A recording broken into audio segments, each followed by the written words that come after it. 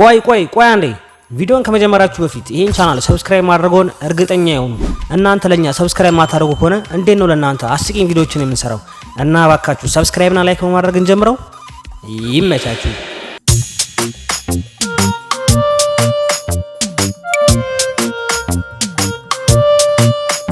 እህቴ ስለመስተንግዶሽ በጣም አመሰግናለሁ።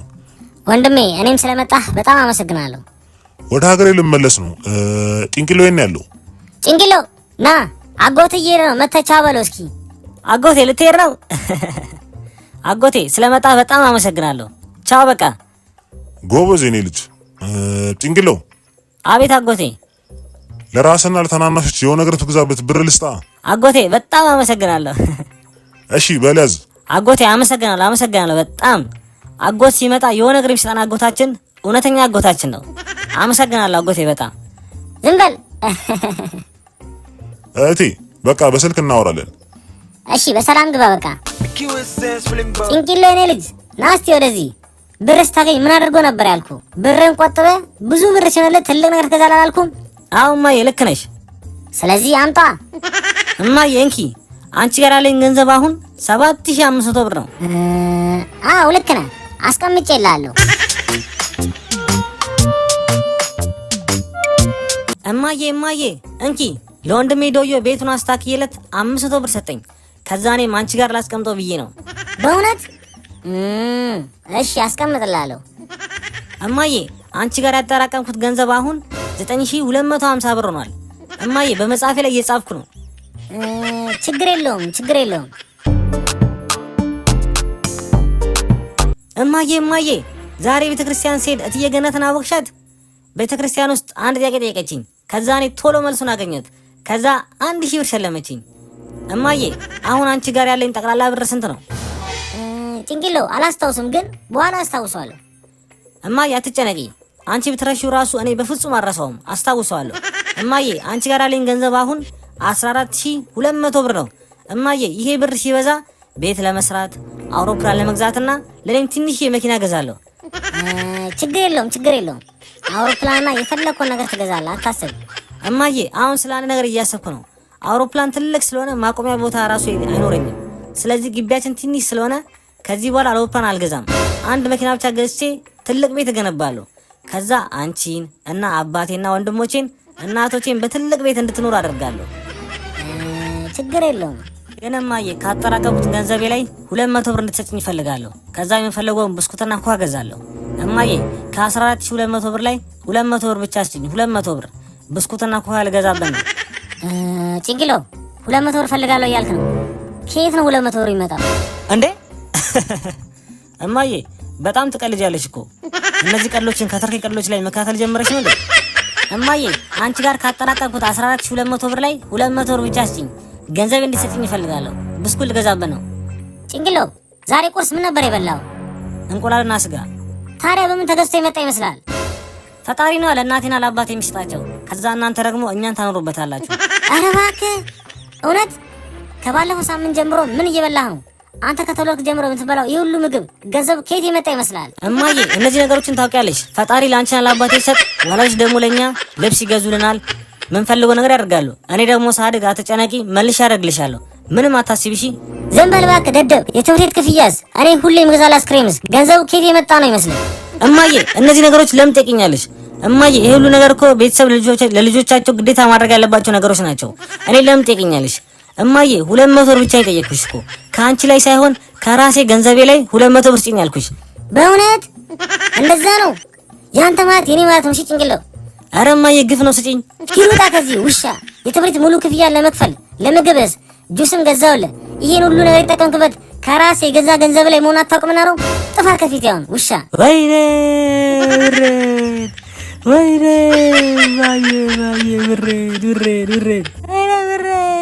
ብሬድ እማዬ እያልክ አፍን አትክፈትብኝ። ውጣልኝ ከዚህ ቤት።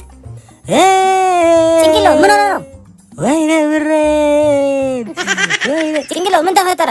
እናቴ አጭበረበረችኝ። እስከ ዛሬ ይሄን ሁሉ ገንዘብ ከሰጠኋት በኋላ አልሰጥም አለችኝ። ወይኔ ቆይ ይሄን ችግሬን መንግስት መስማት አለበት። እከሳታለሁ። ወይኔ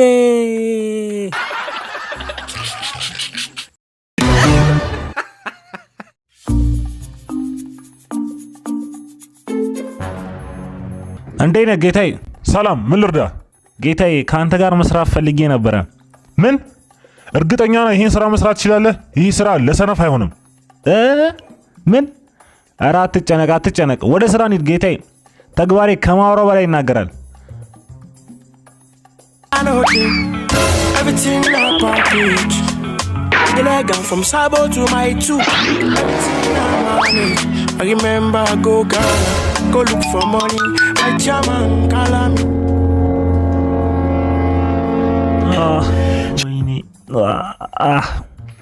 አለቃ ግን ይሄን ጉልበት ከየት ነው ያመጣኸው? ይሄ ጉልበት በተፈጥሮ ብቻ አይመስለኝም። ምንድነው ሚስጥሩ? ወይኔ ወገቤን። እኔ 4 ዙር ብቻ ወስጄ ወገቤ ሊበጠስ ነው። እሱ ግን 15 ጊዜ አመላለስብኝ። አንተ ልጅ ግን ሚስጥሩ ሐሺሽ ነሽ? ምን? እውነትህን ነው? ወይኔ ኮጆ፣ ዛሬ ደሞዝ እንዲከፈል መሞከር አለብኝ። ለአንድ ቀን ምንም ጉዳት የለውማ። በጣም ብዙ ብድር ነው ያለብኝ። ግዴታ ብር ማግኘት አለብኝ ዛሬ።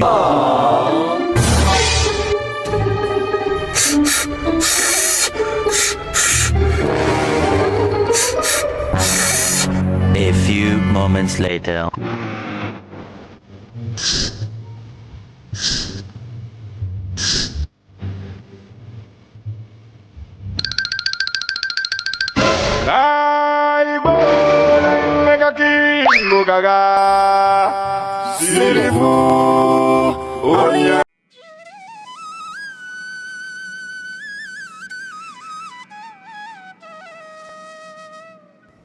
ግን ምን ሆነው ነው? አታስቡ ወንድሜ፣ ፈጣሪ ያለው ይሆናል። እስቲ ዶክተሩ እንግዲህ የሆነውን እስኪ ነግረን እንጠብቅ። እኔ ግን ፈርቻለሁ።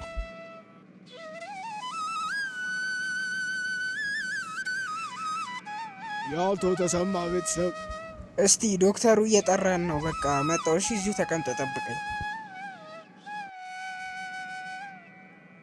የአቶ ተሰማ ቤተሰብ እባክህ ተቀመጥ። እሺ፣ አንተ ለአቶ ተሰማና ለባለቤታቸው ምናቸው ነህ? ዶክተር ልጃቸው ነኝ። እባክህ ሰው ነው ነግሮኝ የመጣሁት። ምንድን ነው የተፈጠረው? አሁን ላይ ተማሪ ነው ወይስ ሰራተኛ?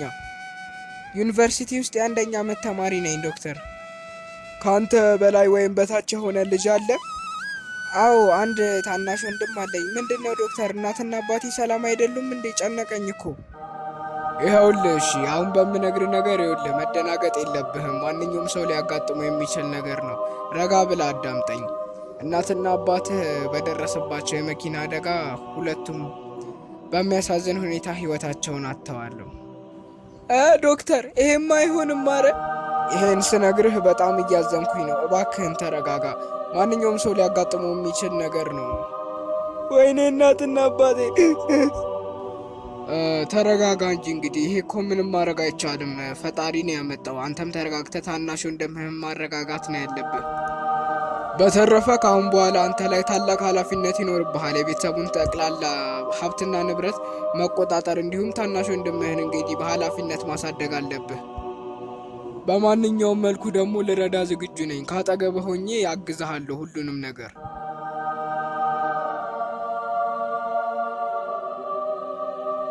ወይኔ እናትና አባቴ፣ እኔና ወንድሜን ጥለውን ሄዱ ማለት ነው። ያለ እነሱ እንዴት እንኖራለን? በቃ ትምህርቴን አቋርጬ ስራ በመጀመር ኑሮ መግፋት አለብኝ። ሌላ ምንም አማራጭ የለኝም። ከዚያች ቅጽበት ጀምሮ ስራን ማሳደድና ወንድሜንም እንደ እናትና እንደ አባት ሆኜ መንከባከቤን ቀጠልኩበት። ከዶክተሩም ጋር ግንኙነቴን አጠንክሬ ነበር። ዶክተር፣ ዛሬ በጣም ደስ ብሎኛል። ምን ታገኘ ልጅ ኪንጎ? ስራ እኮ እኛው አካባቢ ያገኘው። እሰይ፣ እንኳን ደስ አለ። ምንድነው ስራው? ካፌ ውስጥ አስተናጋጅነት ነው። በቃ ምንም አይነት ስራ ቢሆን ጠንክረ መስራት ነው ያለብህ። እንግዲህ እኔም በቻልኩት እረዳሃለሁ ኪንጎ። እሺ ዶክተርዬ፣ አመሰግናለሁ። ከዚያን ጊዜ በኋላ የአስተናጋጅነቱን ስራ ጠንክሬ ተያያዝኩት።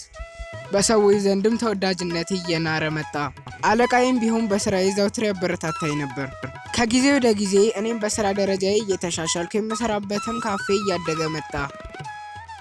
ምንም በስራዬ ደስተኛ በሆንምና ራሴንና ወንድሜን ማስተዳደር ብችልም ነገር ግን እናትና አባቴን ካጣሁበት ቅጽበት ጀምሮ አንድ ነገር ባይምሮ ይመላለስ ነበር። ይህም የመኪና አደጋን የሚከላከል የራሴ የሆነ ታላቅ ድርጅት እንዲኖረኝ ነው። ስለዚህም ባጠራቀምኩት ገንዘብ አስተናጋጅነቱን ትቼ ይህንን ታላቅ ድርጅት ለመክፈት አሰብኩ። ቤተሰቤን ካጣሁባት ከዚያች መጥፎ ቀን ጀምሮ አብሮኝ ያለውንም ዶክተር ስለ ሀሳቤ አወያይቸው ነበር። እርሱም ቢሆን መተባበሩን ፈጽሞ አላቆመም። በእውነት አሪፍ ሀሳብ ነው ኪንጎ። ነገር ግን ባሰብከው ሀሳብ 100% ይሳካልሃል ብዬ ልነግርህ አልችልም። ነገር ግን ደግሞ ከህልም መራቅ የለብም።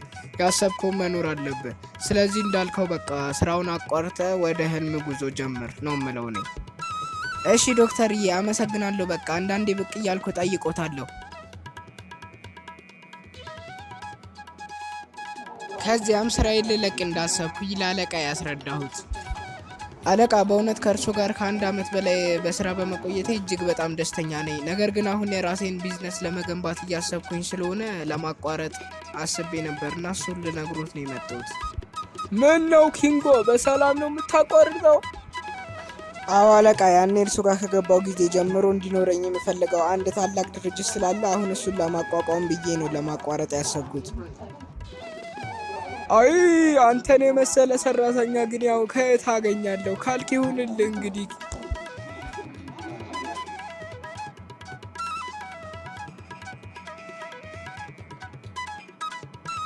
ከዚያን ጊዜ በኋላ ሀሳቤን እውን ለማድረግና ድርጅቴን ለማሳካት ቀን ከሌት ሳልል ወጥሬ መስራቴን ተያያዝኩት። ያሰብኩት ድርጅቴም የሚያመርተው አነስ ያለች የመኪና አደጋን የምትከላከል መሳሪያን ነው። ፕሮፖዛሉንም ለማጠናቀቅ ብዙ ለፋው። አብሮኝ የሚኖረው ታናሽ ወንድሜም በስራዬ ሁሉ እጅግ በጣም ያበረታታኝ ነበር። ዶክተሩም ቢሆኑ ሀሳቤን በሙሉ እየሰሙ ምክራቸውን ይለግሱኛል። በቃ ፕሮፖዛልህን አዘጋጅተህ ከጨረስክ እኔ አንድ ማውቀው ታላቅ ባለሀብት አለ፣ እስቲ ጠቆምህና እሱን ታናግረዋለህ። ያው እሱ ብዙም ባይገኝም ስለ ሰውየው ማንነትም እኔ እየጠየቅኩኝ እርሳቸው እየመለሱ ብዙ ተነጋገርን። ያለውን የድርጅት ስምና የት እንደሚሰራ እያንዳንዱን ነገርም አብራርተው ነገሩኝ። ጊዜ ሳላጠፋም ወደ ድርጅቱ ተጉዤ ፕሮፖዛሌን ለማስገባት ወሰንኩ። እሺ ሰላም፣ የዚህን ድርጅት ባለቤት ማናገር ፈልጌ ነበረ። ለምን አይነት ጉዳይ ነበር ለማናገር የፈለጉት? ለባለቤቱ ማሳየው ፕሮፖዛል ስላለኝ ነው። ፕሮፖዛሎችን ለባለቤቱ ቀጥታ ማሳየት አይቻልም። መጀመሪያ ወደ ማናጀሩ ሄደው ለሱ ማሳየት ይኖርቦታል። እሱ ከተቀበለው ነው ባለቤቱ ጋር የሚደርሰው። ይሁን እሺ፣ ማናጀሩን የት ነው የማገኘው? ቢሮ ቁጥር 307 ያገኙታል አለቃዬ። እሺ ሰላም፣ የድርጅቱ ማናጀር እንደሆኑ ተነግሮ ነበር የመጣሁት። አዎ ነኝ፣ አረፍ በል። እዚህ ድርጅት የመጣህበት ጉዳይ ምን ነበር? አንድ አሪፍ የስራ ሀሳብ ስላለኝ ፕሮፖዛሉን ለማስገባት ነበር የመጣሁት፣ የምትቀበሉኝ ከሆነ። እስቲ ሀሳቡን አስረዳኝና አሪፍ ከሆነ ፕሮፖዛሉን ለባለቤቱ አስተላልፋለሁ። በጣም አሪፍ። ምን መሰሎት? ሀሳቡ የመኪናን አደጋ የምትቀንስ መሳሪያን የሚያመርት ድርጅትን ለመገንባት ነው። እቺ መሳሪያ ያው አነስ ያለች ስለሆነች በቀላሉ መኪኖች ላይ ልትገጠም ትችላለች። እንዲሁም ደግሞ የተገጠመችባቸው መኪኖች አይጋጩም ማለት ነው። ስለዚህ እሷን የሚያመርት ድርጅት ለማቋቋም ነበር ያሰብኩት። ፕሮፖዛሉም ስለ እሷ አሰራር ነው የሚያወራው። ሀሳቡ አሪፍ ይመስላል። እና እስቲ የእቃዋ ሳምፕል አለ? ሳምፕል? አይ ሳምፕል እንኳን ለጊዜው አላዘጋጀውም። ምን ማለት ነው? ሳምፕል ካላዘጋጀህ እንዴት ነው እቺ መሳሪያ በእውነት እንደምትሰራ ማወቅ የምንችለው? እንደዚህ አይነት ቀልድማ አያስፈልግም። ይቅርታ፣ ያስፈልጋል ብዬ ስላላሰብኩኝ ነው። አንተ የሰውን ጊዜ ለመጨረስ ነው እንደዚህ የመጣው? ሂድ ቀጥ ብሎ ጣ። በጭንቀት ላይ ጭንቀት አሉ። ሳምፕሉን ለመስራት እጅግ በጣም ብዙ ብር ያስፈልጋል። ያለኝን ብር በሙሉ ደግሞ ለድርጅት ሪሰርች በመስራት ጨርሼዋለሁ። እንዴት ነው ወንድም፣ ሀሳብህን ተቀበሉ? ገና አልተቀበሉኝም። እባክህ ሳምፕል ያስፈልጋል አሉኝ እኮ። አይዞ በቃ አታስብ፣ ሁሉም ነገር ይስተካከላል። ከዛም ሀሳቤን ላወያየው ዶክተሩ ጋር ሄድኩኝ። ሰላም ነው ዶክተር? አለሁልህ ኪንጎዬ። እንዴት ነው የነገርኩ ባለሀብት ጋር ሄድክ? አዎ። ምን ነው ታዲያ ፊትህን ጣልከው? አልተሳካም እንዴ? ሳምፕል እኮ ያስፈልጋል አሉኝ ዶክተር። የምኑ የእቃው? አዎ እሱን ለመስራት እንደነገርከኝ ውድ ነው አይደል ኪንጎ? እኔንም እኮ የጨነቀኝ እሱ ነው።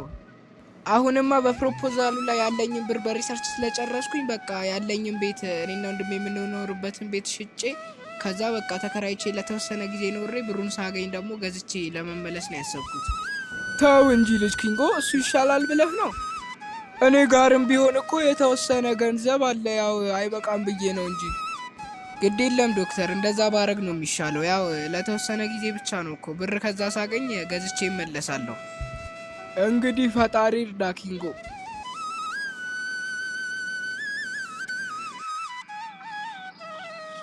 አብርሽ ይህንን ቤት ለመሸጥ አስቤያለሁ። አባትና እናታችን ያወረሱንን ቤት? አዎ በቃ ያለኝን ብር በሙሉ በሪሰርች ጨርሻለሁ። ስለዚህ አሁን የቀረኝ ይሄ ቤት ነው፣ ሌላ ነገር የለኝም። ስለዚህ ቤቱን ሽጬ በቃ ድርጅት ከተሳካልኝ በኋላ ደግሞ አዲስ ቤት እንገዛለን፣ እስከዛ እንከራያለን።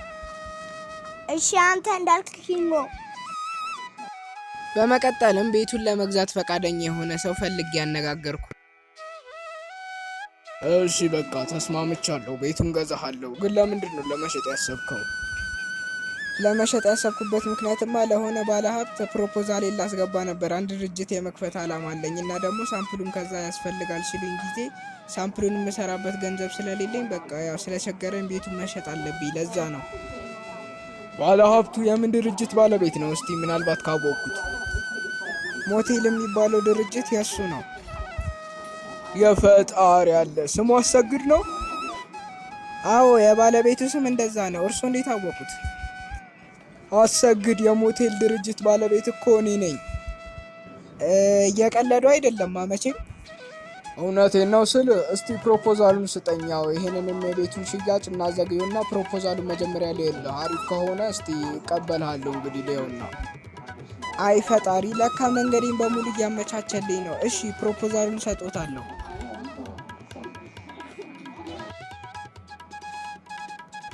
እና ሰውየውን ራሱን አገኘሁት ነው የምትለው?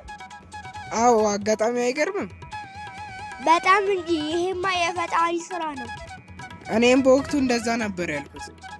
እና አሁን ምን አሰብክ?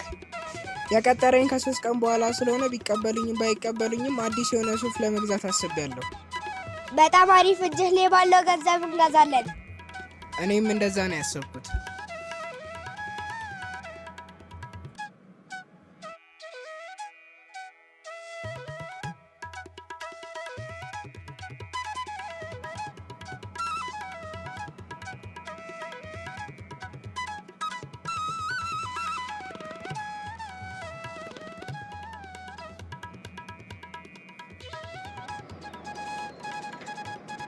ዛሬ ፕሮፖዛሉን መቀበልና ለመቀበላቸውን ማውቀበት ቀን ነው። የሚሆነውን ባላቅም ፈጣሪን ግን ለሁሉም አመሰግነዋለሁ። ሰላም፣ ምን እንታዘዝ አለቃዬ? ዛሬ ከድርጅቱ ባለቤት ጋር ቀጠሮ ነበረብኝ። አሃ ኪንጎ ማለት እርሶ ኖት? አዎ በሚገባ። የድርጅቱ ባለቤት እየጠበቁት ነው። እባክዎት ወደ ውስጥ ይግቡ። ሰላም፣ እንኳን ደህና መጣ ኪንጎ። እባክህ ተቀመጥ። እንኳን ደህና ቆያችሁ። ያው ፕሮፖዛሉን እኔና ዋና የስራ አስኪያጆች አንድ ላይ ሆነን አይተነው ነበር። በእውነት እንደዚህ አልጠበቅንም። እጅግ በጣም አሪፍ ሆኖ ነው ያገኘነው። ጥቅሙንም ደግሞ ስናይ ለህብረተሰቡ እጅግ። ከዛም ይህ ታላቅ ሰው ስለ ፕሮፖዛሌ የተሰማውን ነገር በሙሉ ለእኔ ነገረኝ። የተዋጣለት ፕሮፖዛል እንደሆነና በሱ በኩልም አንዳንድ ሀሳቦችን መጨመሩን አስረዳኝ። ስለዚህ በመጨረሻም ፕሮፖዛሉን ተቀብለንሃል። ያሰብከው ድርጅት ላይም ኢንቨስት ለማድረግ ተስማምተናል። የእውነቱን ነው? አዎ እንኳን ደስ አለ። በእውነት ደግሞ ትልቅ ሀሳብ ነው። ኦ አምላኬ፣ በጣም አመሰግናለሁ። ከጊዜያት በኋላ ታላቅ ሰው ሆኛለሁ። ድርጅቴንም እውን አድርጌያለሁ። በዚያች ትንሽ መሳሪያ ምክንያት የብዙ ሰዎችንም ህይወት ለመታደግ ችያለሁ። በዚህም ሲበዛ ደስተኛ ነኝ። ወንድሜ ትምህርቱን በአግባቡ እየተማረ ነው። ከዶክተርም ጋር ያለኝን ግንኙነት የበለጠ አጠናክሬ ቀጥያለሁ። ያለ ሁለቱ እርዳታ እዚህ ደረጃ መድረስ የማይታሰብ ህልም ነበር።